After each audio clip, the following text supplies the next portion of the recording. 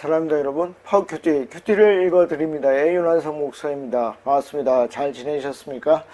자, 점점 가을로 가고 있습니다. 아주 이제 좋은 날씨가 될 것입니다. 우리가 좋게 하나님의 말씀을 깊이 묵상하면서 이 가을을 맞이하면 좋겠습니다. 자, 우리 오늘은 20분 정도 가는 시간입니다. 이 정도 가는 시간은 여러분들이 뭐 하는 시간이다? 생각하는 시간이다. 생각하면 여러분들이 여러 가지들을 얻을 수 있을 것입니다. 또 제가 원하는 것은 여러분들이 하나님의 음성을 들을 수 있으면 좋겠습니다. 성경은 문자거든요. 문자인데 이 문자가 살아 있습니다. 이게 이제 참 영적인 사람들에게만 다가오는 것인데, 그래서 그 살아있는 문자가 우리의 마음속에 들어오고 그 마음속에 있는 그 문자가 하나님의 음성으로 직접 들리는 그 순간이 오면 좋겠습니다. 자, 우리가 창세기 9장을 하고 있습니다. 창세기 9장 1절까지 지난 시간에 했고, 오늘은 2절부터 해보도록 하겠습니다. 자, 우리 시그니처하고 시작하겠습니다. 자, 우리가 9장 1절에서 어떤 얘기가 나왔냐면, 인간에게 맨 처음 주었던 그 미션, 그것을 노아와 노아의 아들들에게 다 나누어 주었다 하는 이야기가 나왔습니다. 뭐였습니까? 너희는 생육하고 번성하여 땅에 충만하라. 그때 어떻게 하셨다? 굉장히 중요한 것 중에 하나가 복을 주시며, 이거는 아담과 하와에게도 동일하게 했거든요. 그러니까 복을 주시며, 이 복 속에는 달란트가 있다. 그러니까 재능을 주지 않고서, 우리가 이제 마태복음에 가보면 1달란트, 2달란트, 5달란트를 주거든요. 그러니까 1달란트도 주지 않고 너희가 장사를 해서 이문을 남겨라, 그렇게 하는 분이 아니라는 거예요. 하나님은 우리에게 재능을 주고 복을 주고 그 일을 하게 하는 것입니다. 그래서 생육하고 번성하는 그 일이 인류 최초에게 주어졌듯이 다시 인류 최초가 되는 노아와 그 가족들에게 주어졌다. 그래서 제가 지난 시간에 뭐라 했습니까? 그렇다면 나는 이 땅에서 해야 될 것이 무엇인가? 내가 생육해야 될 분야, 내가 번성해야 될 분야, 이 땅에 충만해야 될 분야가 무엇인지 고민해 봐야 된다. 특별히 말이 길어지는데 말 길게 하죠 특별히 40세가 지난 사람들은 여기에 고민을 많이 하셔야 돼요. 그러니까 제가 왜 40으로 잡냐면, 인간의 일생에 한 중간 정도 되는 것이고, 요즘 100세를 산다 하면 후반부가 좀 더 많은데, 그냥 한 80세로 생각을 하면 반입니다. 그렇죠? 그러니까 이때까지는 어떻다고요? 자기 마음대로 살 수 있죠. 내가 하고 싶은 거. 그러나 40이 되고 나면 어떻게 해요? 많은 걸 했죠, 이미. 이미 많은 걸 했기 때문에 이제는 좀 하나님이 나에게 주신 미션, 하나님이 나에게 주신 목적을 따라 사는 것이 굉장히 중요하다 하는 부분을 여러분들에게 말씀을 드리는 겁니다. 그래서 오늘부터 한번 기도해 보십시오. 하나님, 제가 남은 인생 동안 어떤 일을 하며 살기를 원하십니까? 그러면 어떤 사람들은 네가 책 정리를 잘하고 살면 좋겠다. 너 이제 평생 책 정리해야 돼요. 제가 뭘 말하려고 하는 거 아시겠죠? 어느는 밥을 열심히 좀 하고 살았으면 좋겠다. 그게 우리에게 준 미션이라는. 어느는 일주일에 한 권씩 책을 읽었으면 좋겠다. 그게 우리에게 주신 그 달란트, 재능에 따라서 나타난다는 거죠. 어떤 사람들은 네가 평생 마라톤을 좀 하면서 살면 좋겠다. 그래서 그 마라톤을 통해서 여러 사람들이 좀 더 행복해졌으면 좋겠다. 충만하게 되는 거죠. 그러니까 그런 것들을 여러분들이 찾아봐야 된다는 거예요. 근데 그걸 그냥 맨바닥에서 하는 게 아니라, 하나님 우리에게 충분한 복을 주셨다, 달란트를 주셨다, 그걸 생각하고 여러분들이 하시면 좋겠습니다. 제가 이제 유튜브를 하는 이유도 이건데, 저에게 준 달란트가 이거다 하는 거죠. 예를 들면 저는 원고를 보지 않고 이렇게 말할 수 있는 달란트가 있습니다. 그리고 이 청중이 없는데도 말할 수 있는 달란트가 있습니다. 그래서 하는 겁니다. 예. 그러니까 그런 것들을 여러분들이 찾아보라는 것입니다. 예. 재미있겠죠? 예, 재미있습니다. 자, 2절로 가보도록 하겠습니다. 땅의 모든 짐승과 공중의 모든 새와 땅에 기는 모든 것과 바다의 모든 물고기가 너희를 두려워하며 너희를 무서워하리니. 자, 여러분, 두려워하다, 무서워하다 똑같은 말이죠. 그러면 히브리어에서 두 단어가 반복이 되면 어떻게 됩니까? 강조입니다. 그렇죠? 두려워하는 것이죠. 여러분, 짐승이 우리를 두려워합니까? 생각을 해보십시오. 그래서 우리가 이제 등산로를 이렇게 쭉 가보면, 그러니까 원래 등산로가 정해져 있고, 근데 그냥 사람들이 많이 지나다녀서 난 길이 있습니다. 근데 그거는 이제 완전한 등산로는 아닌데, 거기에 보면 동물들이 많지가 않아요. 예. 왜 그럴까요?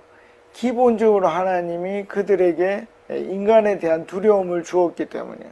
그러니까 우리 학교에서 배웠잖아요. 인간이 불을 발견해서 뭐 발명했을 수도 있고, 그래서 동물들이 두려워한다. 그것도 맞는 말이지만 제가 볼 때는 기본적으로 동물들이 인간을 무서워하는 마음을 가지고 있습니다. 여러분, 개들이 막 짖잖아요. 그게 인간을 위협하려고도 하지만 제가 볼 때는 그 두려운 감정을 그 소리로 나타내는 것입니다. 그래서 그런 두려움이 동물들에게 있다. 그런데 우리가 그냥 생각을 해보면 그 피지컬적으로 보면 동물들이 훨씬 빠르잖아요. 그럼 동물들이 훨씬 이겨냈어야 되는데 하나님이 그렇게 하지 않았다는 거죠. 예, 그들 속에 두려움을 주어서 또 인간이 그들 위에 있을 수 있도록 그렇게 만들어 두신 것입니다. 제가 좋아하는 저하고 전혀 입장이 다른, 저는 그분을 별로 지지하지 않습니다. 예, 아주 독특하고 뛰어나다는 것은 인정을 합니다. 유발 하랄이라는 사람이 있는데 이 사피엔스라는 책에 보면 뭐가 나오냐면 인간은 군집 생활을 하죠. 집단 생활을 합니다. 그래서 모든 다른 동물들보다 위에 있을 수 있다. 그런 논리를 펴니다. 그런데 중요한 건 뭐냐면 그것이 과학적으로 증명된 게 아니에요. 그런데 막 떠들고 다닙니다. 예. 왜냐하면 우리가 그걸 볼 수가 없어요. 우리 돌아가 볼 수 없잖아요. 타임머신이 있으면 그렇게 될 수 있겠지만 그런 게 없기 때문에 직접적인 과학적인 증거를 찾을 수가 없습니다. 그러나 뭐죠? 이 짐작을 해보는 거죠. 그런 것들을 이 논리적으로 써서 책이 나온 것입니다. 그게 사피언스라는 책이고 나중에 이제 호모 데우스라는 책까지 연결이 됩니다. 저는 이제 그런 주장들이 많아야 되는 것이고 그런 신념을 논리적으로 증명할 수 있어야 된다. 그런 면에서 저도 신념을 논리적으로 증명하고 있는 것입니다. 여러분, 제가 이제 요 앞에 창세기 정도에 보면 어떤 분이 답을 달았어요. 그러니까 노아 홍수 이후에 인간들은 노아의 자손들입니까? 라고 물어봤고 가인이, 그러니까 아벨과 가인 나올 때 가인이 결혼한 사람이 아담의 후손이 맞습니까? 이런 질문들이 나와요. 여러분 어떻게 생각하십니까? 여러분 그냥 세상에 있는 진화론을 따라가 보면 그냥 굉장히 쉽게 풀리죠. 하나님은 유대민족이라는, 이제 우리가 나중에 나올 텐데 셈족의, 이 유대민족은 이제 셈족의 계열을 따라가거든요. 셈족의 후손으로 그냥 그 자손들의 신이다. 그렇게 볼 수 있는 거죠. 그러니까 엘로힘이 아닌 겁니다. 엘로힘은 이 신들의 신이라고 해서 복수형이거든요. 엘로힘이 아니라 그냥 엘입니다. 엘. 어떤 한 민족의. 그게 굉장히 쉽죠. 그냥 셈족의 하나님, 셈족의 하나님으로 이렇게 생각을 하면 쉽습니다. 그러니까 노아도 국지적이다. 국지적으로 홍수가 난 것이다. 전 세계적으로 난 게 아니라 지구 전체적으로 난 게 아니라 그냥 그 고대 근동, 고대 근동에서만 났다. 굉장히 쉽죠. 쉽습니다. 그런데 우리는 뭘 믿는 거죠? 이 가인이 결혼한 그 여자도 아담의 후손일 것이다. 기록되어 있지 않지만 그럴 것이다 라고 성경을 기반으로 논리를 전개를 하는 것입니다. 그 다음에 노아 홍수 이후에 나타난 모든 인류도 국지적인 것이 아니라 전 세계적으로, 그러니까 노아의 가족들만 있다라고 생각을 하고 논리를 펴는 것입니다. 왜? 성경이 그렇게 기록되어 있기 때문에. 그러니까 이것은 과학적인 증명이 될 수가 없는 거예요. 여러분, 이게 굉장히 중요한데 여러분, 성경은 과학적인 책이 아닙니다, 여러분. 그래서 믿지 않는 사람들이 시비를 걸면 그냥 다 당할 수밖에 없어요. 왜? 신념의 체계이기 때문에. 여러분, 깊이 생각을 해보십시오. 이 신념이라는 것은 과학적일 수도 있고 아닐 수도 있는 거예요. 이게 세상의 논리를 따를 수도 있고 따르지 않을 수도 있는 거예요. 그런데 관찰해 보는 거죠. 하나님의 방법대로 살아가는 이 성경이라는 텍스트, 이것이 우리의 삶이라는 컨텍스트에 적용을 했을 때 세상의 법과 하나님의 법이 어느 쪽이 더 맞을 것인가, 그거를 신념으로 결정하는 것입니다. 그게 쉬운 말로 믿음이죠. 믿음을 갖는 것입니다. 그럼 저는 뭡니까? 여러 모순들, 세상의 관점에서 봤을 때 여러 가지 모순들이 있지만 저는 뭘 택한 겁니까? 성경을 택한 것입니다.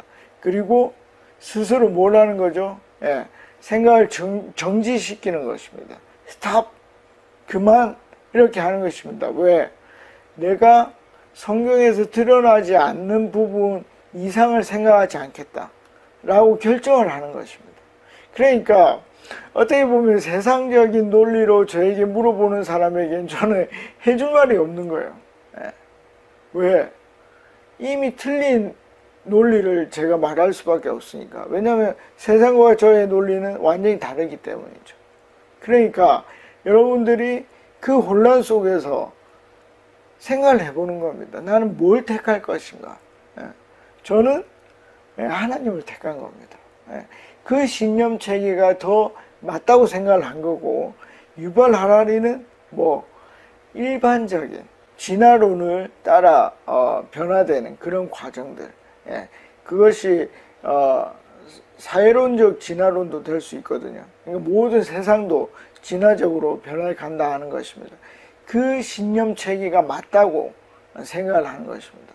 그러면 반대로 말을 하면 저 역시 그건 과학적인 게 아니라 신념 체계다라고 말을 하고 있는 것입니다.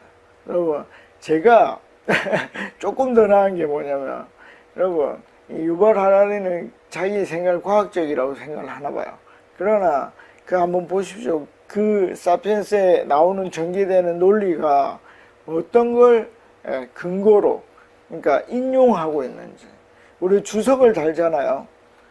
그 주석을 다는 부분이 있는지. 절대 주석을 달 수가 없어요. 그 증거를 과학적으로 찾을 수 없기 때문에 한번 보세요.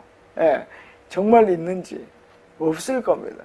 그렇다면 그거 역시 신념의 체계다는 것입니다. 그래서 양신념이 있는 것이지 어떤 한쪽이 정확하게 맞는 게 아닙니다. 제 말이 맞는지 틀리는지 여러분들이 한번 보십시오. 그래서 제가 생각하기에는 이 동물들 안에 뭐죠? 두려움, 인간에 대한 두려움을 하나님이 장치로 만들어 두었다. 그러면 그것이 깨질 때가 언제인가? 그들의 본능을 능가해야 될 때. 예를 들면 배가 너무 고픈 거예요. 그러면 인간을 공격할 수 있습니다. 그 다음에 또 뭐죠? 자기 생명을 위협한다고 생각할 때 인간을 공격할 수 있습니다. 그리고 자기 새끼를 공격한다고 할 때 공격할 수 있습니다. 그러니까 그렇지 않은 대부분의 경우에는 그들 마음속에 뭐가 있다? 두려움이 있다. 그래서 쥐를 코너로 계속 물면 어떻게 되죠? 쥐가 고양이를 물 수도 있는 것입니다. 그런 개념 안에서 일반적으로는 뭡니까? 먹이 사슬에 의해서 고양이를 두려워하는 마음이 그들 속에 있지만 극한적인 경우에서는 예외가 나올 수 있다는 것입니다. 그런 의미에서 저는 이것을 받아들인다는 것입니다. 자, 이것들은 너희의 손에 붙였음이니라. 3절 모든 산 동물은 너희의 먹을 것이 될지니라. 그래서 그냥 이 생식, 식물식 하는 것이 하나님의 뜻은 아닙니다. 이미 다 줬습니다. 그리고 나중에 레위기에는 부정한 동물들도 나오고 그걸 구약에서는 먹지 말라고 했는데 그것이 나중에 의학의 발달과 여러 가지 다른 발달에 의해서 그것이 신약 성경에서는 거의 폐지가 되었다. 그리고 지금은 유해하지 않는 것은 다 먹을 수 있다. 그렇게 여러분들이 보시면 되겠습니다. 채소같이 내가 이것을 다 너희에게 주노라. 그래서 인간이 이것을 다 가질 수 있게 되었습니다. 그러니까 이걸 잘 관리하냐 못하냐 이건 좀 다른 부분이고 어쨌든 이것이 인간의 식물로 먹을 수 있는 것으로 온 것이다 라고 보시면 되겠습니다. 자, 그러면서 재미난 구절이 나오는데 9장 4절입니다. 그러나 고기를 그 생명되는 핏째 먹지 말 것이니라. 아멘. 자, 이게 성경이 쭉 나오는데 이 핏째 먹는다는 것은 저는 이제 시간으로 봅니다. 이 조리를 하지 않고서 먹는다는 것은 굉장히 시간이 단축되는 것이죠. 그러면 어떻게 됩니까? 이 생명이 죽은 것에 대한 생각하는 시간이 굉장히 줄어들게 됩니다. 그렇죠? 예. 그러니까 이 생명 죽이는 것에 대해서 민감하지 않을 수 있죠. 그러나 이 핏째 먹지 않게 되는 조리를 해서 먹게 되면 어떻게 됩니까? 아, 이 생명이 하나님이 굉장히 중요하게 생각하는 것이구나 라고 생각할 수 있는 거죠. 그래서 다 그 생명을 귀하게 여길 수 있고 모든 것이 우리에게 허락되었지만 꼭 필요한 만큼만 먹을 수 있는 그런 부분이 될 것입니다. 그냥 좀 다른 얘기를 좀 해보면 여러분 우리 치킨 너무 많이 먹고 우리가 참치를 너무 많이 먹습니다. 생각을 해봐야 됩니다. 그렇죠? 나중에는 유전자 조작을 통해서 먹어야 될 수도 있습니다. 너무 많이 먹으니까. 그래서 이 하나님이 육식을 허용하셨고 저는 뭐 육식 먹는 사람 별로 뭐 비판하지 않습니다. 그러나 몸에 좋을 만큼만 먹으면 우리의 좀 세상을 좀 조화롭게 살게 할 수 있지 않을까 생각을 합니다. 자, 그리고 5절 내가 반드시 너희의 피 곧 너희의 생명의 피를 찾으리니 짐승이면 그 짐승에게서 사람이나 사람이 형제면 그에게서 그의 생명을 찾으리라. 뭡니까? 귀하게 여기라는 것입니다. 이 핏째 먹는 거에 대한 설명이 나오는 거죠. 그러니까 4절만 봐서는 모를 수 있어요. 그렇지만 5절에 가서는 아, 이게 생명을 귀하게 여기라는 것이구나 하는 것을 볼 수 있습니다. 자, 6절 가볼게요. 다른 사람의 피를 흘리면 이제 사람으로 국한이 되죠. 그 사람의 피도 흘릴 것이니 이는 하나님이 자기 형상대로 사람을 지었음이니라. 생명 존중이고 특별히 인간에 대해서 더 귀하게 생각을 하라 하는 것입니다. 여기에서 이제 우리가 좀 생각해 보아야 될 게 있는데 이 얘기는 먼저 전제가 되는 게 무엇입니까? 살인에 대한 이야기를 하고 있다는 것입니다. 이 세상은 이미 타락으로 인해서 뭐가 됐습니까? 굉장히 뒤틀려 버렸습니다. 하나님이 원치 않는 세상이 돼버렸습니다. 그래서 최초의 인류 바로 그 다음 가인과 아벨 시대 때 뭐가 됐죠? 살인이 일어났죠. 형이 동생을 죽이는 일이 일어납니다. 너무 무서운 일입니다. 이 친족 간의 살인이 일어난 것입니다. 근데 그것을 하나님이 이 부조화스러운 이 자연 현상을 그대로 둔다는 것입니다. 그 질서를 둔다는 것입니다. 그 질서 하에서 어그러진 상태에서 이 부분을 바라보는 것입니다. 그러니까 살인이 있다는 것을 인정하는 것입니다. 그렇지만 어떻게 하라고요? 너희는 주의하고 주의하라는 것입니다. 왜? 하나님이 그 사람 안에 하나님의 형상을, 너와 똑같은 형상을 담아 두었기 때문입니다. 그래서 그를 존중하라는 것입니다. 그를 사랑하라는 것입니다. 그래서 신약 성경에서는 뭐라고까지 합니까? 원수지만 사랑하라는 것입니다. 여러분, 원수를 사랑하는 게 얼마나 어렵습니까? 원수가 됐다는 것은 정말 어려운 상황입니다. 그러나 그의 속에 뭐가 있다? 나의 형상, 하나님의 형상이 있기 때문에 존중해 주라는 것입니다. 그래서 생명을 사랑하고 존중해야 한다는 것이 이 6절까지 이야기입니다. 자, 오늘은 여기까지밖에 할 수가 없겠네요. 자, 다음 시간에는 우리가 9장 7절부터 하겠습니다. 그래서 여러분들이 제가 말한 부분들을 한번 깊이 생각을 해보시고 고민해 보시고 여러분들의 답은 무엇인가 찾아보시면 좋겠습니다. 그 질문하신 그분 정말 제가 정말 고맙다고 생각을 합니다. 그래서 여러분들도 많이 질문하시고 고민해 보시면 좋겠습니다. 다음 시간에 뵙겠습니다. 안녕히 계십시오. 파워.